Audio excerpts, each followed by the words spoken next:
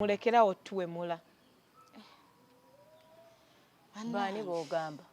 People are so abusive. Abusive no. There are certain words that vulgar.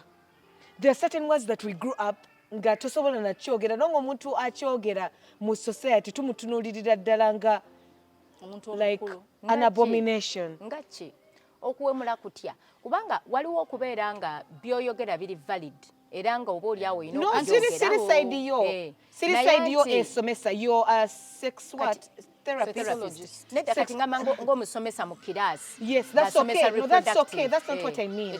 You know that on social media today people get their cameras na take a ring light navuma nawemula. Ate ng'ayogerera ddala ebigambo nga bwe biri. N'agamba gwe w'otanvaako ofaanana nga kino ne kino ne kino ne kino ne kino ne kino. Naye nga byayogerako ng'alina views emitwalo 4.